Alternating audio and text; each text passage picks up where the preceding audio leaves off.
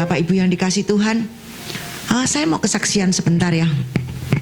Tadi pagi saya ini habis siapkan firman ini, aku ambil gitar. Saya nyembah Tuhan Bapak Ibu. Pada waktu saya menyembah Tuhan, tiba-tiba saya digerakkan lagu nyanyi, ya Tuhanku, aku hendak bermazmur bagimu selama aku hidup. Pada waktu saya nyanyi itu terus ya, saya ulang lagu itu, tiba-tiba kalau mengalami pengalaman supranatural itu tidak bisa diceritakan dengan bahasa manusia ya. Tiba-tiba saya ini ada di suatu tempat, aku tidak tahu di mana itu, tapi pakai ada baju saya ini jadi kuning Bapak Ibu, jadi emas, seperti kayak baju kayak apa ya, baju yang kayak baja itu loh. Terus tiba-tiba ada yang ngomong itu saya tidak dengar audible, tapi ada yang ngomong seperti ini, bagianmu bukan dunia ini. Terus saya ngomong seperti ini, bagianmu bukan dunia ini. Terus saya ngomong, apa Tuhan maksudnya? Terus dia ini rasanya menerjemahkan kepada saya seperti ini, aku akan melepaskan engkau dari semua keterikatanmu. Jadi terikat mungkin pada uang, pada anak, pada suami, pada siapa, itu akan Tuhan lepaskan satu persatu. Terus aku, Tuhan terima kasih. Nah pada waktu dia sudah selesai memberi message kepada saya ini, saya kembali seperti ya, saya sadar kembali ya, bukan tidak sadar ya Bapak Ibu, tapi saya kembali ke tubuh saya yang seperti saat ini. Nah begitu Tuhan tadi ngomong bagianmu bukan dunia ini, saya bisa merasakan bahwa aku gak mungkin sakit kena COVID, aku gak mungkin celaka, aku gak mungkin, karena dunia ini kan ramalannya kan mencelakakan, buruk gitu. Di bulan 2 sampai bulan 7 semuanya ya, yang dikhotbahkan oleh Daotoni di YouTube itu kan buruk sekali. Nah tapi Tuhan pesan dengan saya, bagianmu bukan dunia ini. Kalau bagian kita bukan dunia ini, jadi apapun yang menimpa dunia ini tidak akan pernah menimpa kita. Amin. Kita bagiannya bukan dunia ini. Nah lalu saya begitu Juan masuk ke kamar, Vivi masuk, saya langsung cerita. Terus begitu teman saya yang dari Amerika telepon, tak ceritain sama aku tadi mengalami pengalaman supranatural. Nggak selalu Bapak Ibu, nggak selalu. Tapi saya sering belakangan ini lihat Chosen itu yang kemarin saya ceritain, tiba-tiba muncul keluar itu dari TV, langsung saya merasa seperti di dunia. Saya dirasain, dikasih icip-icip ya Bapak Ibu, perasaan icip-icip. Saya tiba-tiba ada suatu tempat lain, yaitu saya percaya itu surga, di mana sukacita saya, pikiran saya semua berubah. Makanya saya ini ngomong seperti ini, makanya saya kan punya teman yang sudah dipanggil Tuhan dulu, nggak akan mau kembali kalau sudah tahu rasanya di sana.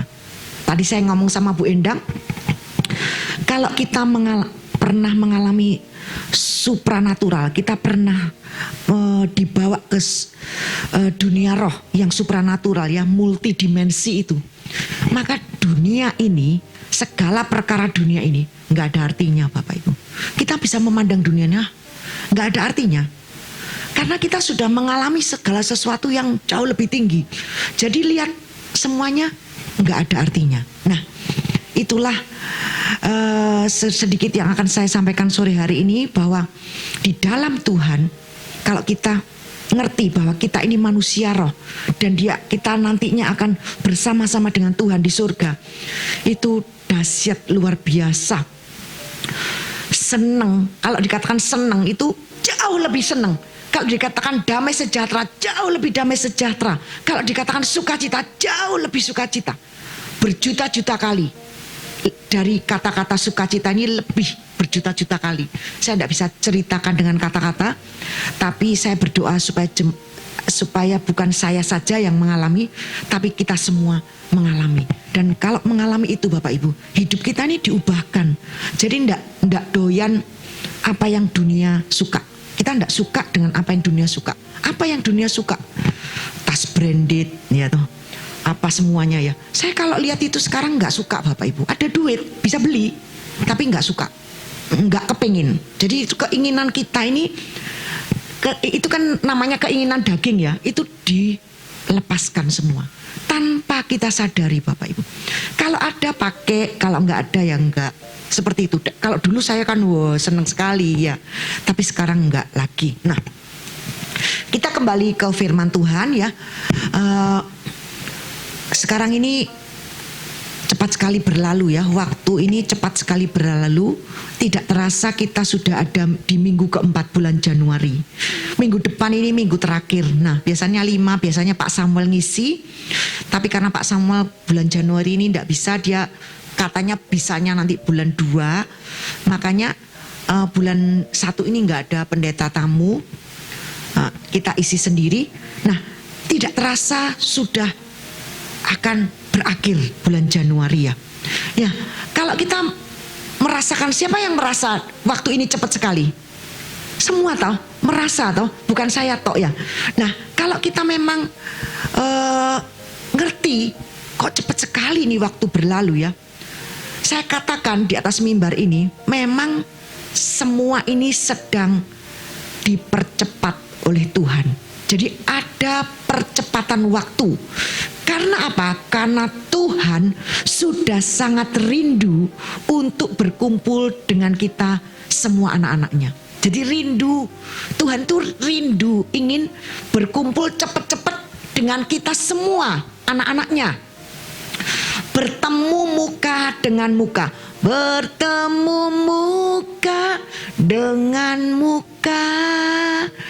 Tenggelam di dalam kasih-Mu Bapa, oh Tuhanku, kan selalu diam dalam bait-Mu.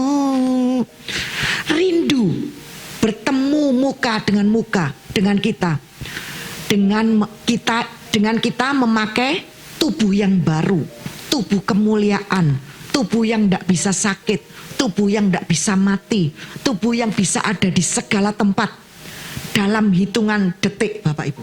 Terus pengen ke Amerika, tidak usah naik pesawat 18 jam Bapak Ibu, langsung sampai ke Amerika. Itu tubuh baru yang dijanjikan oleh Tuhan ya. Bisa naik pesawat? Bisa. Tapi kalau mau berlama-lama, kalau tidak mau berlama-lama, bisa sampai ke tujuan kita. Nah itu tubuh baru yang Tuhan janjikan buat kita. Nah pada waktu saya ingin menulis firman ini, saya ini kan ceritanya mau, sebenarnya tujuan saya ini mau cerita soal metaverse, mau apa mengupas. Tapi Tuhan itu arahkan ke yang lain loh. Lucu ya. Saya ini Tuhan, ini kok sekarang zaman metaverse, kita semua jadi lihat ya metaverse itu apa toh? Ya toh. Sampai saya mau beli kacamatanya pisan iki, tak coba aja katanya Yuan, kita mesti nyoba mah. Karena ini lihat perkembangan, cuma nyoba aja, cuma lihat aja kan enggak apa-apa. Pokoknya kita maksudnya enggak terlalu, itu kan bisa beli tanah di sana, beli nanti kalau Facebook macam-macam ya. Kalau Facebook mengeluarkan, kita mesti harus ikut lihat-lihat sendiri dan semuanya. Nah, sebenarnya saya ini ingin menceritakan itu, tetapi Tuhan itu membelokkan yang lain. Saya ngomong seperti ini, Tuhan, aku ini mau ngomong apa? Kok jadi buntu semua ya? Pernah ndak mau nulis firman jadi ndak dapat apa-apa, buntu? Ya mau apa ya? Tuhan ini mau apa ya? Aku ini mau bicara tentang apa Tuhan? Ini sudah hari Senin. Biasanya saya kalau nulis firman Senin itu, Selasa, Rabu, Kamis sudah jadi Jumat, Sabtu aku selesai. Tapi ini sampai kemarin, sampai pagi tadi baru selesai Bapak Ibu. Saya tanya Tuhan, aku ini mau ngomong apa? Ternyata Tuhan, aku mau ngomong tentang apa? Terus Tuhan jawab, bukankah semua firman itu harus tentang aku? Bukankah semua firman, semua yang dikhotbahkan itu harus tentang aku? Itu kata Tuhan. Oh iya, Terus tentang kamu ini tentang apa? Khotbah grace ini tidak mudah Bapak Ibu. Kalau khotbah di gereja yang lama gampang sekali karena khotbahnya tentang manusia. Kita harus begini, kita harus begitu, kita harus gini. Nah, syarat untuk jadi sukses, syarat untuk diberkati. Nah, 1, 2, 3, 4. Untuk dekat dengan Tuhan ada teorinya. Enggak Bapak Ibu. Kalau khotbah grace ini, kita ini hati ke hati dengan Tuhan. Kalau kita enggak kenal dia sungguh-sungguh, kita enggak tahu apa maunya dia, kita enggak bisa cerita Bapak Ibu. Karena kita menceritakan Yesus kepada jemaat, bukan menceritakan manusia, bukan menceritakan karakter manusia, bukan menceritakan kiat untuk sukses, kiat untuk menjadi diberkati dan semuanya, bukan seperti itu. Tapi kita menceritakan siapa Yesus. Karena gereja ini senternya adalah Yesus. Jesus is the center of my church. Ya. Jadi gereja ini senternya Yesus. Kita semua senternya Yesus. Pusatnya Yesus. Fokusnya Yesus. Maka semua adalah Yesus. Jadi akhirnya iya Tuhan. Terus langsung tiba-tiba Tuhan ngomong seperti ini. Tahukah kamu bahwa dunia ini, kehidupan dunia ini, bahkan kehidupanmu semua adalah tentang aku.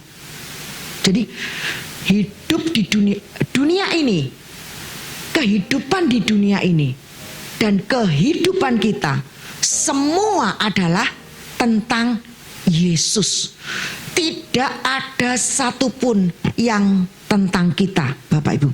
Tadi ini bisa diteguhkan nanti di Amsal 8 ya, yang terakhir, bahwa dunia ini diciptakan oleh Bapa untuk Yesus. Jadi bukan untuk kita. Nah, oleh sebab itu Bapak Ibu, jangan pernah kita selalu mikir kita terus. Aku terus. Gimana aku ya? Ya apa ya aku ya? Masa depanku ya? Nggak usah terlalu mikir terus. Mikir kita terus. Tetapi yang harus kita fokusi adalah Yesus. Karena ini semua tentang Yesus. Loh Bu, kan nggak boleh berpikir? Boleh. Kalau bisnis nggak boleh berpikir? Boleh. Kalau bisnis ada masalah dalam bisnismu, ngomong sama Tuhan. Tuhan, apa maumu dengan bisnisku ini? Ada persoalan seperti ini Tuhan. Gimana cara penyelesaiannya? Tuhan, bagaimana? Apa maumu untuk menyelesaikan masalah ini? Dalam kehidupan mungkin persoalan A, B, C, D. Center Tuhan, maumu apa? Maumu aku harus lakukan apa? Tuhan nanti akan kasih ilham ke kita. Tuhan akan kasih hikmat ke kita sehingga kita bisa menjalani hari demi hari ini. Kesulitan, persoalan apa, itu fokus ke Yesus. Tanyain Yesus Bapak Ibu. Nah, kemarin saya sempat ngomong-ngomong dengan hamba Tuhan. Dia ngomong seperti ini. Sebenarnya Yesuslah yang mikir kita, bukan kita mikir diri kita terus.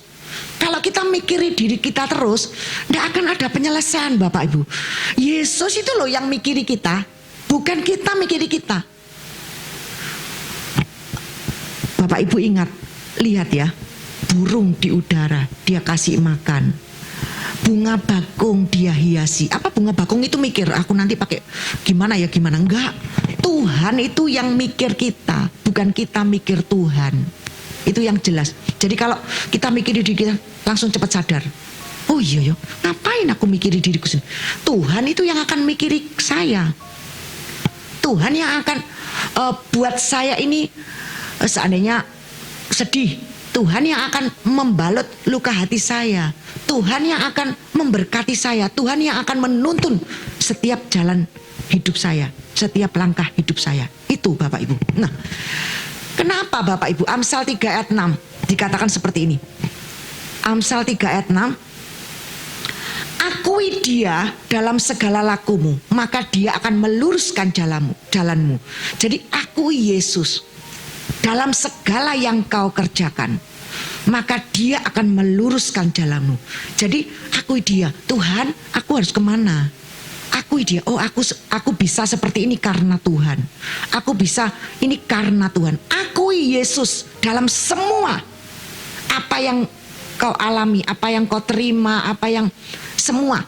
Dalam segala tingkah lakumu, aku bisa ada di sini karena Tuhan. Aku bisa makan karena Tuhan. Aku bisa kencing karena Tuhan. Aku bisa berdiri di sini juga karena Tuhan. Akui dia semuanya karena dia. Memang karena dia. Tapi Tuhan itu butuh pengakuan kita. Aku hidup karena Tuhan. Aku bisa sehat karena Tuhan. Maka dia akan meluruskan jalanmu. Maka dia akan tuntun dalam setiap langkah hidup kita. Nah, kenapa kok Yesus yang mikir kita, bukan kita mikiri diri kita sendiri? Karena Yesus itu yang bentuk kita, Bapak Ibu. Dan dia tak tahu mau dijadikan apa kita ini. Benar? Kita ini ciptaan. Otomatis yang memikir itu pencipta, bukan ciptaan. Yang tahu kita ini mau jadi apa, itu pencipta kita, bukan kita. Oleh sebab itu, saya ingatkan bahwa kita ini fokusnya harus Yesus. Apa-apa, tanya Yesus. Nah, Roma 9 ayat 20-21 dikatakan seperti ini, lebih jelas ya Bapak Ibu. Siapakah kamu, hai manusia, maka kamu membantah Elohim? Dapatkah yang dibentuk berkata kepada yang membentuk, mengapa engkau membentuk aku demikian? Bisa enggak? Kita ini dibentuk loh.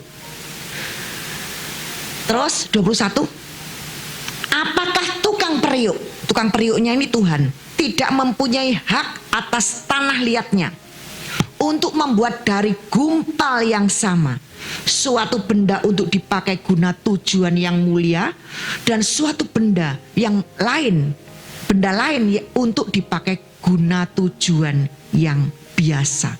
Jadi ini semua haknya Tuhan. Kita ini ciptaan, dia pencipta. Dia berhak membuat hidup kita. Satu untuk tujuan A, satu untuk tujuan B. Kita tidak mau, Tuhan aku mau kayak Fran. Tidak bisa. Kalau Tuhan tidak mau, kita tidak bisa kayak Fran. Tuhan aku mau main drum kayak Juan. Kalau Tuhan tidak kasih kita talenta itu, kita tidak bisa. Jadi Tuhan yang menentukan kita ini mau pinter gini, pinter ini, itu semua Tuhan. Nah, saya akan mengajak Bapak Ibu Saudara untuk melihat lebih jelas tentang Yesus. Dikatakan tadi dunia ini diciptakan untuk Yesus, di mana dia nantinya yang akan memerintah sebagai raja di Yerusalem yang sekarang ini selama 1000 tahun. Dan juga nanti di dunia baru dan di Yerusalem baru, Yesus juga memerintah bersama Bapa untuk selama-lamanya di Yerusalem baru nanti.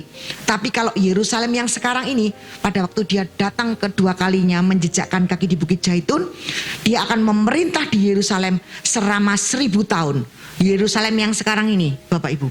Tapi nanti ada langit baru dan bumi baru, Yerusalem yang baru turun dari surga, dia akan memerintah bersama Bapa untuk selama-lamanya. Jadi dunia ini diciptakan untuk Yesus. Sakaria 14 ayat 9 berkata, Sakaria 14 ayat 9, maka Tuhan akan menjadi raja atas seluruh bumi. Pada waktu itu Tuhan adalah satu-satunya dan namanya satu-satunya. Jadi raja atas seluruh bumi ya, bukan raja atas seluruh surga.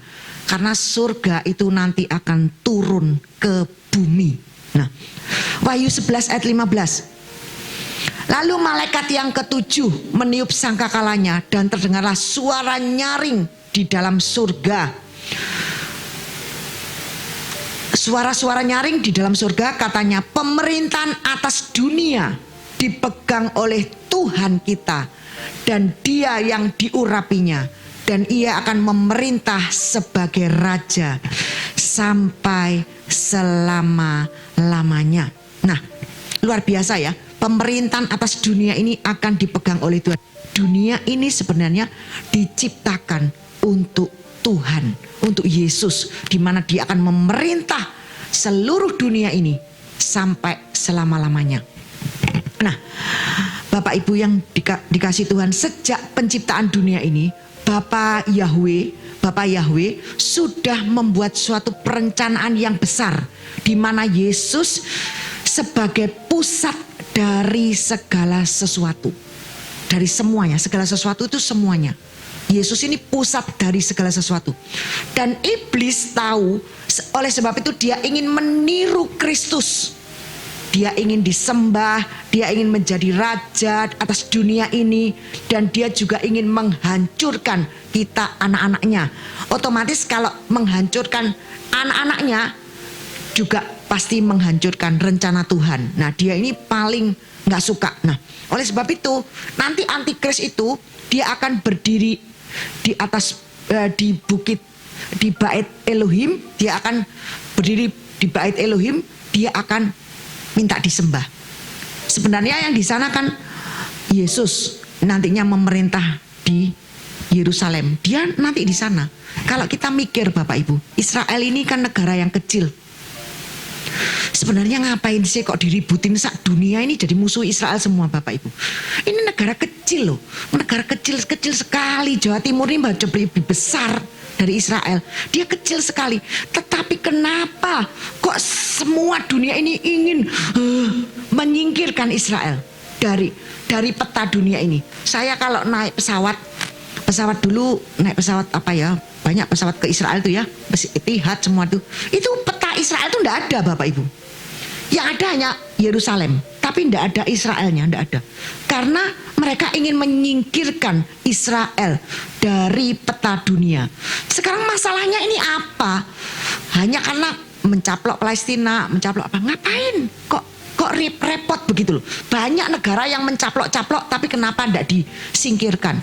Satu alasannya, karena iblis tidak mau. Karena Yerusalem akan dijadikan pusat dari pemerintahan Tuhan kita, Yesus Kristus. Iblis tahu itu semua.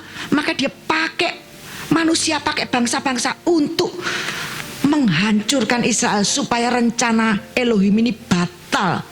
Tapi tidak ada. Yesus tak pernah gagal. Dia tak pernah gagal. Karena dia Tuhan. Dia tak pernah lalai. Dia jamin firman-Nya. Luar biasa Bapak Ibu. Kalau dipikir-pikir, iki apa toh kok tukaran terus, kok terus ini nggak ono damainya. Karena iblis tahu bahwa itu nanti tempatnya Mesias memerintah dunia ini. Dia ingin menghancurkan, dia ingin menggantikan Mesias. Dia ingin disembah. Makanya dikatakan Mesias palsu, yaitu. Dialah yang disebut antikris, yang sama dengan naga besar, si ular tua, atau disebut juga setan atau iblis. Wahyu 20 ayat 1-3 berkata, lalu aku melihat seorang malaikat turun dari surga, memegang anak kunci jurang maut dan suatu rantai yang besar di tangannya. Ia menangkap naga si ular tua itu, yaitu iblis dan setan, dan ia mengikatnya 1000 tahun lamanya. Lalu melemparkannya ke dalam jurang maut dan menutup jurang maut itu dan memeteraikannya di atasnya, supaya ia jangan lagi menyesatkan bangsa-bangsa sebelum berakhir masa 1000 tahun itu. Kemudian daripada itu ia akan dilepaskan untuk sedikit waktu lamanya. Jadi selama ini yang menyesatkan bangsa-bangsa yang tak bahas tadi, kenapa podo ngerobyongi Israel, podo mau menyingkirkan Israel, itu semua adalah tipuan iblis. Iblis yang menyesatkan bangsa-bangsa lewat apa? Lewat pikiran ini Bapak Ibu. Karena pikiran ini yang paling mudah diserang oleh iblis. Oleh sebab itu dikatakan pikiran manusia jatuh di dalam dosa. Yang jatuh ini adalah pikirannya. Oleh sebab itu iblis menyerang kita lewat pikiran terus. Nah, pada waktu Yesus memerintah di dunia ini selama 1000 tahun, iblis dan setan itu diikat, dimasukkan ke dalam jurang maut sampai berakhir masa 1000 tahun itu. Makanya dikatakan 1000 tahun damai. Pemerintahan 1000 tahun damai. Karena damai, tidak ada iblis ya damai Bapak Ibu. Sekarang iblisnya banyak, menyesatkan bangsa-bangsa ini. Kalau tidak ada iblis ya damai sekali. Kemudian iblis setelah 1000 tahun, iblis dan setan dilepaskan lagi Bapak Ibu. Untuk sedikit waktu lamanya. Kemudian iblis dan setan itu menyesatkan kembali. Dia merusak kembali bangsa-bangsa otomatis yang tertinggal ya. Kalau kita yang tidak tertinggal, kita tidak bisa disesatkan lagi. Kita sudah pakai tubuh baru. Jadi bukan bagian mereka tidak akan bisa menyentuh kita ya. Nah, untuk sedikit waktu lagi sebelum langit baru dan bumi baru, di mana Bapa Yahweh dan Yesus memerintah di Yerusalem baru. Dan setelah itu dilepaskan, 1000 tahun dilepaskan, menyesatkan kembali. Habis itu langsung sama Tuhan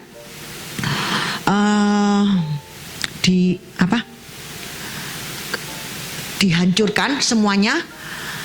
Kemudian orang yang mati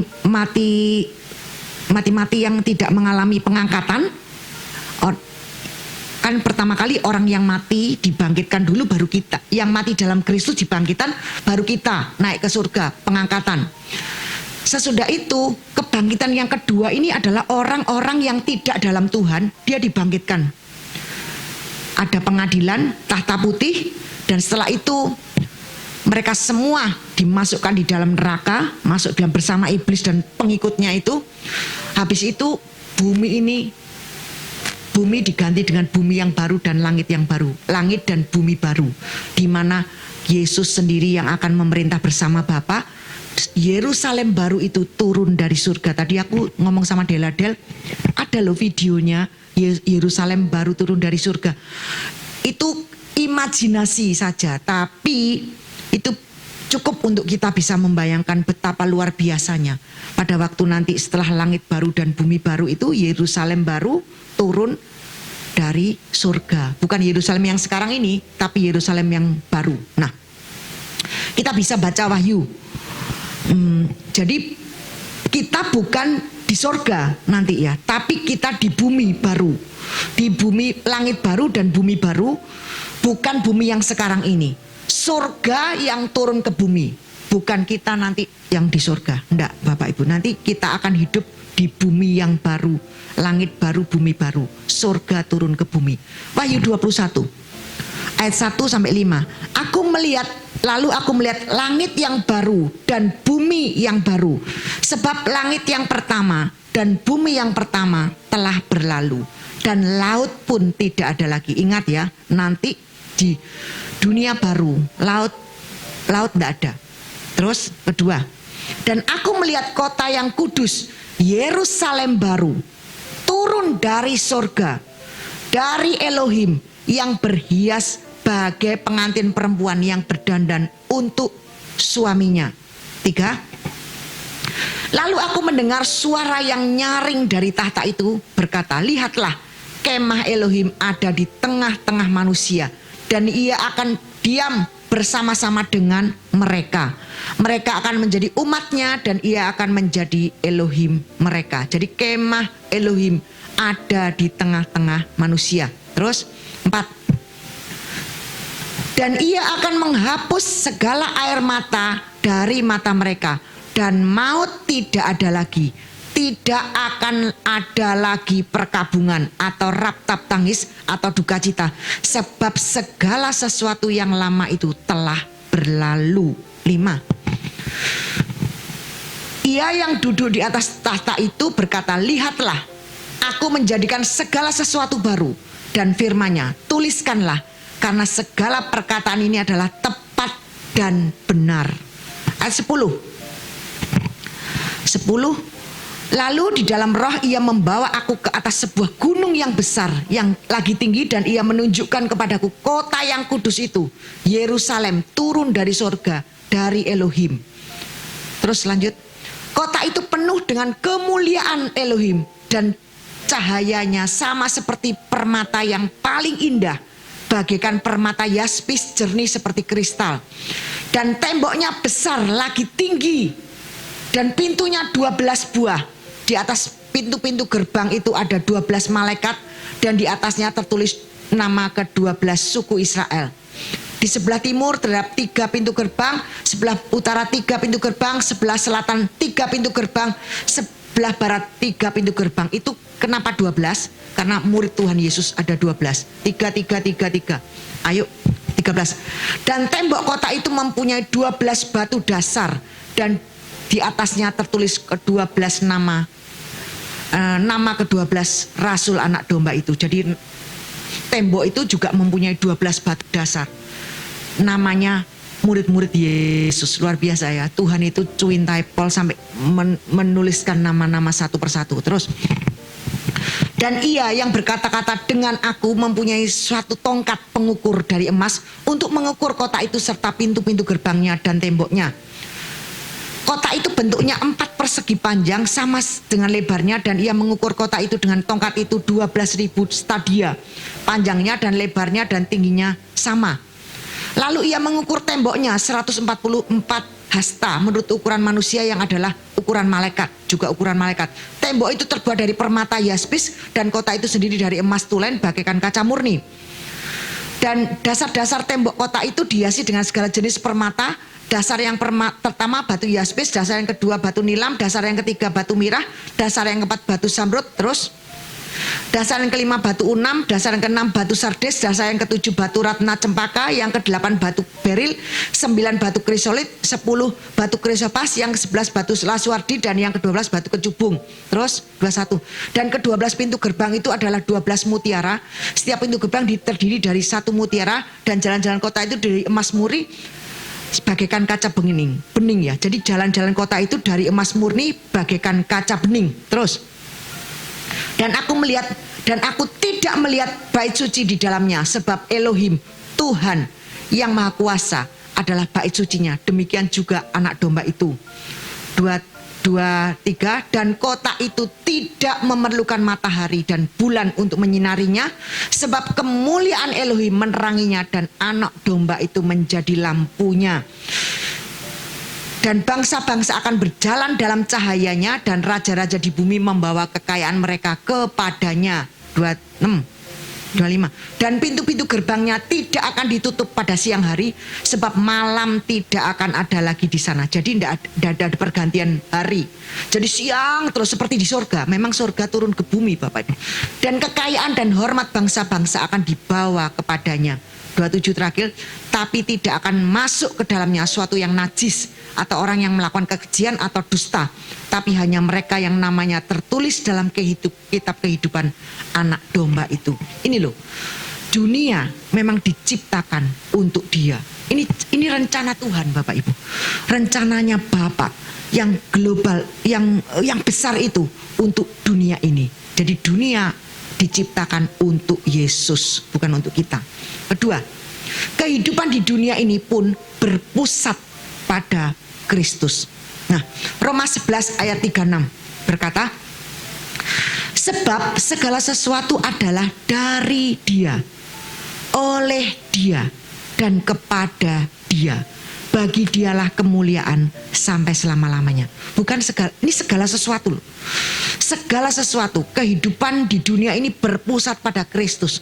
Oleh sebab itu segala sesuatu, semuanya dari Dia, oleh Dia, dan kepada Dia. Bukan dari kita, oleh kita, kepada kita. No Bapak Ibu, Dia terus. Nah, Mazmur 150 ayat 6 dikatakan seperti ini.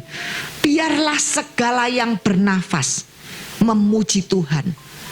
Dipikir, saya dulu mikir ya, ayat ini segala yang bernafas itu ya kita. Ternyata enggak Bapak Ibu. Binatang bernapas, rumput bernapas. Makanya di sorga itu kesaksiannya orang yang nginjak rumput, nginjak bunga, itu mereka bisa nyanyi, bisa menyapa kita Bapak Ibu. Jadi segala rumput bisa menyanyi. Kalau kita injak rumput di surga itu rumputnya ndak mati Bapak Ibu, karena bisa tembus ke kita. Seperti bisa bayangkan ya, kayak transparan, kayak kita nginjak rumput itu, rumputnya ndak terus tidur begitu Bapak Ibu, seperti yang di dunia ini enggak, tapi bisa tembus ke kaki kita karena transparan. Nah, ini banyak kesaksian yang seperti itu. semua yang bernapas, bunga, tumbuh-tumbuhan, hewan, anjing saya, semuanya memuji Tuhan. Biarlah semua yang bernapas memuji Tuhan. Dikatakan semua makhluk merindukan saat anak-anak Elohim dinyatakan. Semua makhluk itu siapa? Ya makhluk, bukan manusia tok, makhluk semuanya. Tumbuhan, hewan, semua makhluk menunggu saat-saat anak Elohim dinyatakan. Kapan anak Elohim dinyatakan?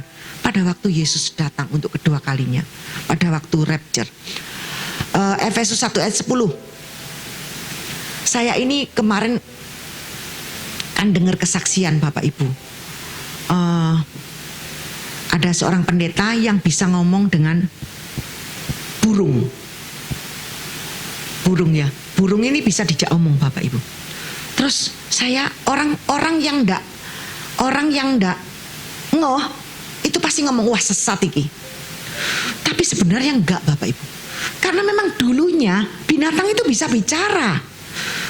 Ingat keledainya Bileam, pada waktu dibuka mulutnya, dibuka sama Tuhan, dia bisa ngomong sama Bileam, kenapa kamu pukuli aku? Kenapa aku kok pukul terus? Kamu ndak inget tak, aku ini sudah setia sama kamu gitu loh. Maksudnya diinget no Bileam ini, ojo mukuli aku. Masa aku pernah seperti ini? Kok pukuli itu loh, di depan ada malaikat gede. Bileam kan ndak kelihatan, tapi keledainya kelihatan. Jadi dia disuruh terus sama Bileam itu ndak mau. Dia miring-miring, mepet-mepet tembok begitu Bapak Ibu ya. Nah, sebenarnya dulu sebelum manusia jatuh dalam dosa, binatang ini bisa ngomong Bapak Ibu. Jadi kalau ada orang bisa Tuhan membuat kita ini bisa komunikasi dengan binatang, itu bukan sesat Bapak Ibu. Itu memang itu karunia yang Tuhan bukakan, tapi tidak selamanya. Kan ada pawang ular Bapak Ibu, bisa tahu. Jadi ular itu bisa nurut sama dia. Itu bagaimana bisa nurut? Kan mesti ngomong Bapak Ibu, pakai batin. Nah iblis itu bisa membuat orang itu bisa ngomong dengan binatang. Tapi iblis sekali lagi itu selalu mencontoh Tuhan, nyontek Bapak Ibu. Dulu kemenyan itu pada waktu orang Majus itu membawa emas, kemenyan dan mur untuk menyembah Tuhan. Sekarang kemenyannya dibuat menyembah setan Bapak Ibu. Kalau dukun-dukun itu kan pakai kemenyan. Nah iblis selalu mengkopi apa yang Tuhan kerjakan. Pada waktu saya dengar kesaksian ini, oh iya betul ya. Terus rumput bisa ngomong, binatang bisa ngomong. Pada waktu ular ada di Taman Eden ini ya, itu kan Hawa itu kalau dia tahu binatang tidak bisa ngomong, tiba-tiba ada ular ngomong, Hawa bisa lari dia, bener ya Bapak Ibu. Waduh, ini kok. Tapi karena dia sudah biasa bahwa semua binatang ini bisa ngomong. Pada waktu ular ngomong Hawa, dia tidak kaget Bapak Ibu. Karena ini oh ya bisa ngomong memang. Jadi dia komunikasi dengan. Jadi sejak itu saya ini kan saya punya anjing Bapak Ibu. Cintanya luar biasa Pol ya. Tak ajak omong-omong, terus tak ajak ngerti. Dia ngerti loh Bapak. Saya mau pergi tuh, aduh tadi saya mau ke gereja ini, loncat-loncat mau ikut karena dia tahu mau ditinggal ya Bapak Ibu. Terus tak suruh duduk, senang ya nanti kamu besok tak ajak jalan-jalan, tak ajak omong komunikasi. Aku percaya dia ngerti saya ngomong Bapak Ibu. Kasihan saya mikir dunia ini wis jatuh, kasihan ya. Harusnya yang bisa ngomong jadi tidak bisa ngomong. Harusnya yang bisa, mereka juga punya perasaan Bapak Ibu. Ingin mengungkapkan, tidak bisa ngomong. Bayangkan, kasihan ya. Nah, Efesus 1 ayat 10. Sebagai persiapan kegenapan waktu untuk mempersatukan di dalam Kristus sebagai kepala segala sesuatu. Baik yang di sorga maupun yang di bumi. Jadi semua berpusat pada Kristus. Kristuslah kepala dari segala sesuatu yang di sorga maupun yang di bumi. Efesus 1 ayat 22. Dan segala sesuatu telah diletakkan di bawah kaki Kristus dan dia telah diberikannya kepada jemaat sebagai kepala dari segala yang ada. Segala sesuatu, segala yang ada. Nah, terus Efesus 4 ayat 15. Tetapi dengan teguh berpegang kepada kebenaran di dalam kasih, kita bertumbuh di dalam segala hal ke arah Dia, Kristus yang adalah kepala. Jadi Kristus pusat dari kehidupan ini. Kristus itu pusatnya. Kehidupan ini berpusat pada Kristus. Dunia diciptakan untuk Yesus. Kehidupan ini berpusat untuk Yesus, kepada Kristus. Yang ketiga, yang terakhir, kehidupan kita pun menggenapi rencana Bapa untuk anaknya Yesus. Jadi kehidupan kita ini menggenapi rencana Bapa untuk anaknya Yesus, bukan untuk kita. Jangan terlalu kegeeran, bukan kita.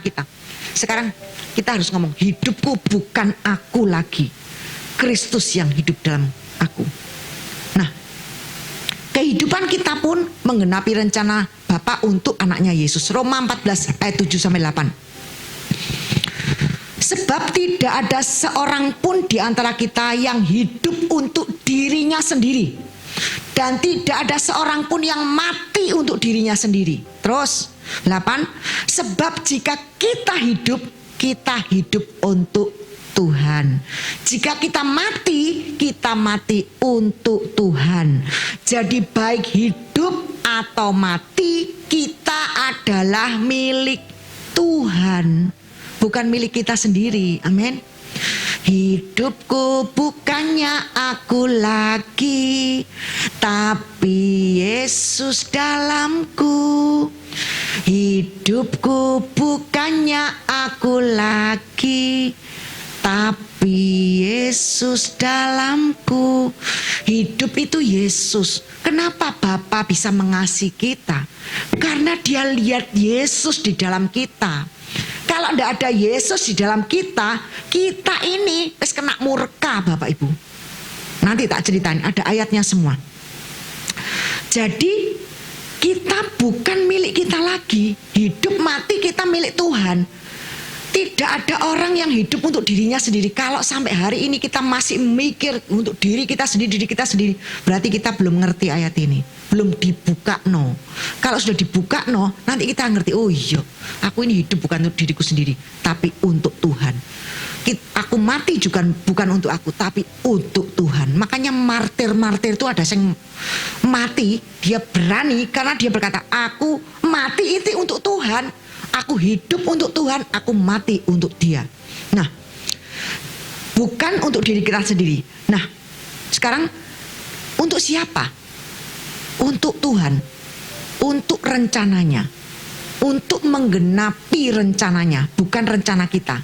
Dan rencananya itu adalah baik, indah dan penuh damai sejahtera. Yeremia 29 ayat 11 berkata, Sebab aku ini mengetahui rancangan-rancangan apa yang ada padaku mengenai kamu, mengenai saya. Demikian firman Tuhan, yaitu rancangan damai sejahtera, bukan rancangan kecelakaan, untuk memberikan kepadamu hari depan yang penuh dengan harapan. Jadi apapun saat ini yang menimpa kita, percaya semua diizinkan Tuhan untuk mendidik kita, untuk membuat kita menjadi sesuai dengan rencananya, serupa dengan Dia, sesuai dengan rencananya. Bukan rencana kita. Kalau kita sih mau terus enak Bapak Ibu. Bukan berarti saya ngomong seperti ini, saya tidak pernah mengalami masalah. Banyak. Tapi kembali saya ngomong seperti ini. Kemarin saya ngasih tahu, saya punya teman ya, yang dia baru meninggal sama suaminya. Saya ngomong seperti ini, kamu nanti akan tahu bahwa maksud Tuhan dalam hidupmu ini adalah baik. Seandainya sekarang saya mengerti bahwa oh, maksudnya Tuhan untuk ngambil suamiku duluan ini baik ternyata. Kalau sampai hari ini masih komplit, mungkin saya enggak gini Bapak Ibu. Waduh, enggak gini. Saya kaku banget Bapak Ibu. Tuhan itu bentuk lewat semua peristiwa perjalanan yang gak enak ini Bapak Ibu. Terus sampai saya bisa jadi seperti ini. Saya bisa care dengan ABC semuanya, bisa sabar, bisa semuanya. Itu semua karena pembentukan yang saya alami sejak suamiku meninggal sampai sekarang. Dulu dibentuk, tapi watos tanyai Heru. Aku watos ya Heru dulu ya. Kaku, gak bisa ditekuk Bapak Ibu. Tapi sekarang saya berubah, ini pun bukan saya Bapak Ibu. Itu Tuhan. Rencana Tuhan itu indah sekali. Percaya, dia itu indah pada waktunya. Saat pembentukan, gak enak Bapak Ibu. Gak enak sekali. Wah, kok ngene yo. Mosok rencana Tuhan katanya baik, kenapa seperti ini? Jalani terus hari-hari bersama dengan dia. Nanti kita akan tahu bahwa semua rencananya itu baik. Saat ini saya berkata baik. Saat ini saya enggak menyesali semuanya, enggak Bapak Ibu. Karena saya tahu Tuhan punya rencana yang indah buat saya. Dan itulah apa ya Bapak Ibu, penyempurnaan karakter yang itu lebih penting daripada semuanya. Jadi kita akan jadi serupa dengan dia. Ku mau sepertimu Yesus, disempurnakan selalu. Lewat apa disempurnakan? Lewat proses, lewat masalah. Dalam segenap jalanku memuliakan namamu. Pada waktu kena masalah tidak bisa memuliakan Tuhan Bapak Ibu. Tapi pada waktu sudah lewat, kita bisa tahu, oh ternyata maksudnya gini tuh. Kita bisa memuliakan Tuhan. Nah itu yang saya sharekan kepada orang-orang yang saat ini lagi lemah, mengalami masalah demi masalah, untuk mereka tetap bisa kuat di dalam menjalani hari-hari ini. Nah, dan rencana Tuhan itu Bapak Ibu, itu besar sekali. Generasi. Seperti contohnya pasel yang dikhotbahkan Heru 2 minggu lalu. Tolong ditampilkan ya gambarnya. Nah ini. Pasel kecil-kecil itu satu-satu ini adalah gambaran kita Bapak Ibu. Satu-satu ini. Nah setiap orang kan tidak sama bentuknya. Tidak sama toh? Tidak sama. Nah rencana Tuhan itu buat pasal yang besar itu Bapak Ibu. Nah kalau tidak ada satu dan pasal ini satu kancret Bapak Ibu, tidak ikut, itu rencananya tidak jadi, pasalnya tidak akan jadi. Tampil kedua pasalnya, yang seandainya, selanjutnya Del, selanjutnya yang pasal lubang itu. Nah kalau nggak ada, kalau kita nggak ikut di dalamnya, seperti yang Heru ngomong ini nggak jadi nih pasalnya Bapak Ibu, bolong ya, betul ya. Nah, kita bisa tahu ya, pasal itu satu ini adalah kita. Nah, kita bisa masuk di dalam ini, supaya pas masuk ini, pasti ada yang perlu, kita ada pembentukan, bener ya, ada pembentukan ya. Kadang-kadang ada yang lebih menonjol sehingga dimasuk-masuk, pernah ya, masuk pasal kok gak masuk-masuk ya. Karena ada yang nonjol ini ternyata nih. Nah, itu perlu digigir Bapak Ibu.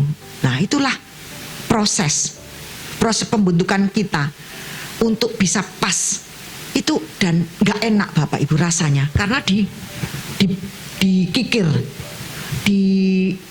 diasah, dibentuk supaya bisa masuk di yang satu ini. Nah tapi Tuhan itu setia. Dia pasti akan menguatkan kita dalam menjalani proses pembentukan yang harus kita lalui dalam kehidupan kita. Dan setiap orang tidak sama prosesnya.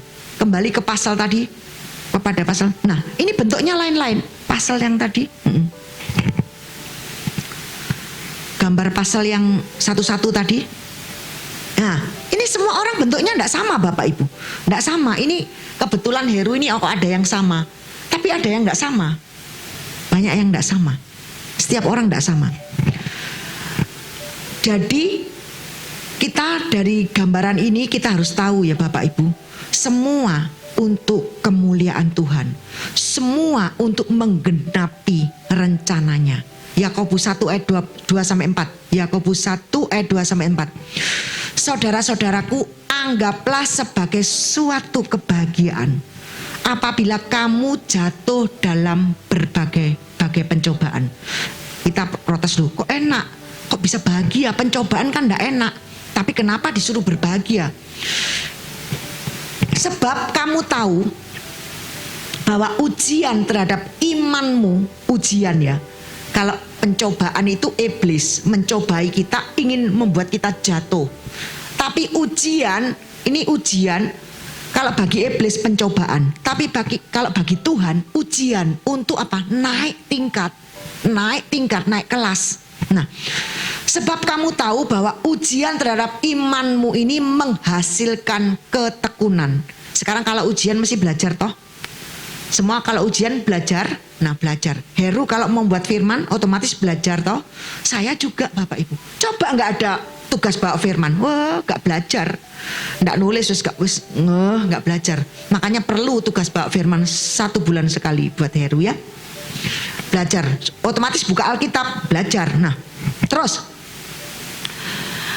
Dan biarkanlah ketekunan ini memperoleh buah yang matang, supaya kamu menjadi sempurna, utuh, tidak kekurangan suatu apapun. Tuhan tujuannya apa? Mengizinkan pencobaan itu mendatangi kita untuk ujian terhadap iman kita, supaya apa? Kita tekun, ada ketekunan, dan menjadi sempurna, utuh, tidak kekurangan suatu apapun. Itu tujuannya Tuhan, pasti baik. Kolose 1 ayat 16. Karena di dalam Dialah telah diciptakan segala sesuatu yang ada di surga dan yang ada di bumi, yang kelihatan dan yang tidak kelihatan, baik singgasana maupun kerajaan, baik pemerintah maupun penguasa. Segala sesuatu diciptakan oleh Dia dan untuk Dia, bukan untuk kita. Semua loh ini, sing ketok dan yang nggak ketok, semua. Yang nggak ketok itu siapa? Yang nggak tahu, yang kita di luar jangkauan pandangan kita, di alam roh sana. Pemerintahan, singgasana, kerajaan, yang kelihatan dan tidak kelihatan, semuanya diciptakan oleh Dia dan untuk Dia. Tidak ada untuk kita Bapak Ibu. Jadi jangan kita terus. Kita mulai singkirkan, mikir diri kita sendiri, mikiri Yesus. Nanti Yesus akan mikiri kita dan Dia akan ngatur semuanya. Saya diceritain sama Juan ya. Dia kan lagi belajar sekolah. Saya melok-melok ikut-ikut Bapak Ibu belajar sekolah itu ya, Rabi Yahudi. Dia jadi time and space itu miliknya Tuhan. Jadi apa ya? Time and space itu apa? Ruang dan waktu. Itu semua Tuhan yang kuasai. Jadi semua ini sebenarnya kita ini tidak bisa apa-apa Bapak Ibu. Ruang dan waktu ini Tuhan yang kuasai. Kita bisa bertemu dengan orang yang tepat, di tempat yang tepat, di saat yang tepat, itu Tuhan. Jadi bisnis kita bisa maju, apapun yang kita kerjakan bisa berhasil, itu Tuhan Bapak Ibu. Bukan kita pinter, itu semua Tuhan. Jadi segala kemuliaan biarlah hanya untuk Tuhan, bukan untuk kita. Amin. Apapun itu, kita bisa sehat sampai hari ini, masih bisa hidup, masih bisa makan. Semua karena Dia. Semua karena anugerahnya diberikan kepada kita. Semua anugerahnya bagi kita bila kita dipakainya. Amin. Semua karena Dia. Bukan, kita tidak ada andil apapun. Semua Dia, semua Dia. Kalau kita bisa berkata semua Dia, saya percaya, wah luar biasa, ada sesuatu yang dahsyat. Urapan itu akan turun dengan dahsyat dalam kehidupan kita. Kita akan melihat, semakin dibukakan, semakin kita bisa melihat hal-hal yang tidak manusia lain tidak bisa lihat. Kesempatan-kesempatan akan banyak dibukakan oleh Tuhan. Dan berkat-berkat akan dicurahkan, apapun itu. Kesehatan, semuanya pokoknya Bapak Ibu. Nah, sekarang kalau kita tahu bahwa semuanya adalah untuk Yesus, bahwa manusia pun diciptakan untuk kesenangan Yesus, dan Yesus menjadi kebahagiaan Bapa, Dalam arti Bapa ini hanya bisa disenangkan oleh Yesus. Jadi semua diciptakan, semuanya Yesus, untuk Yesus, semua untuk Yesus. Manusia diciptakan untuk kesenangan Yesus. Yesus itu kesenangannya Bapa. Kebahagiaan Bapa itu Yesus. Bapa hanya bisa disenangkan oleh Yesus, bukan oleh kita. Bukan oleh perbuatan baik kita. Ayo kita baca. Amsal 8 ayat 22 sampai 31.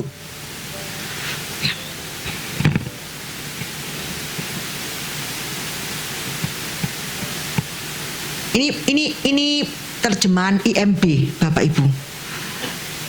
Ini lebih jelas karena ini lebih benar daripada terjemahan LAI. Karena saya ngomong sama Juan sama Heru, oh ini salah LAI ini. Lalu saya cari di IMB ternyata betul. 22. Yahweh memiliki aku. Ini aku ini hikmat. Hikmat itu Yesus. Sejak permulaan jalannya, bahkan sejak awal dari pekerjaannya. Jadi Yahweh ini memiliki Yesus sejak permulaan jalannya, bahkan sejak awal dari pekerjaannya. Yesus dibentuk dari keabadian sejak permulaan, sebelum bumi ada. Yesus telah lahir ketika samudra raya belum ada, bahkan ketika sumber-sumber yang melimpah dalam air belum ada. Yesus juga telah lahir sebelum gunung-gunung ditempatkan dan sebelum bukit-bukit ada. Ini aku, ini hikmat. Hikmat sama dengan Yesus. Sebelum dia ada, sebelum dia ini Bapa. Sebelum Bapa menjadikan bumi dan bentangannya maupun puncak-puncak tertinggi dari debu bumi, Yesus ada di sana ketika Bapa menghamparkan langit dan merentangkan cakrawala di atas samudra raya.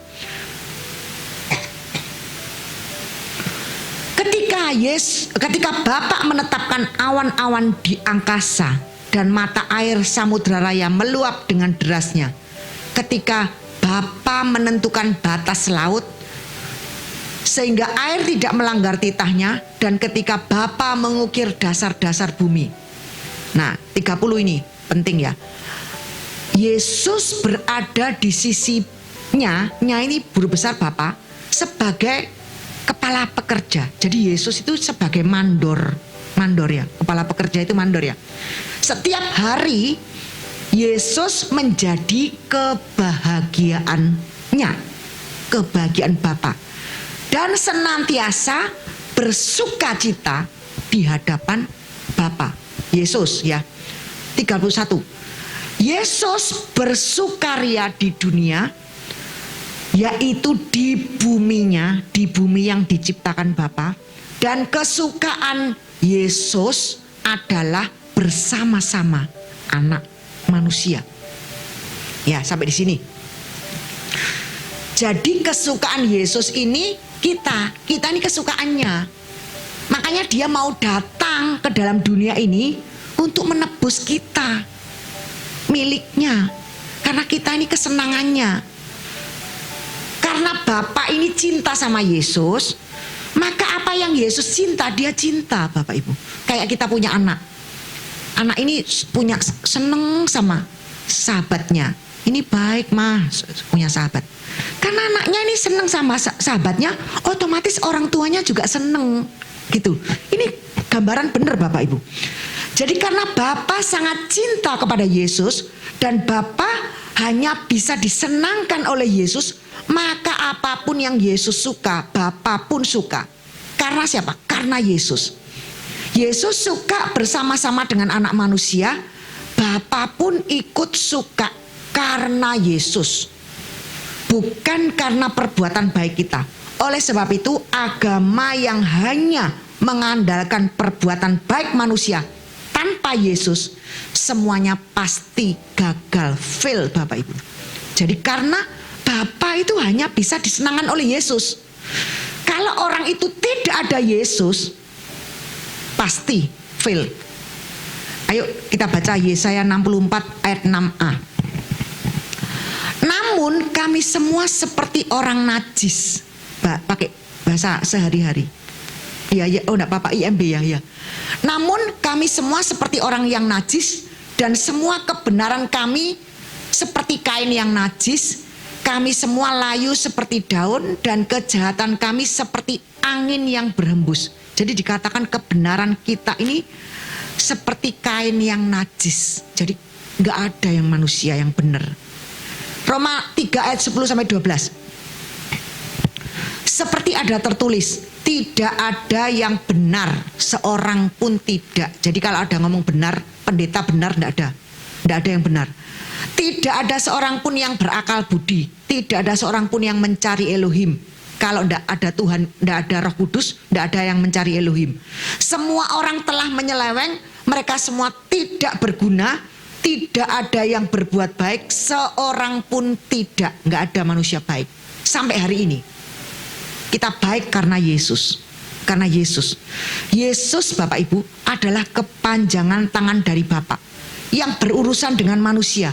Karena Bapa tidak mungkin bisa berhubungan dengan manusia.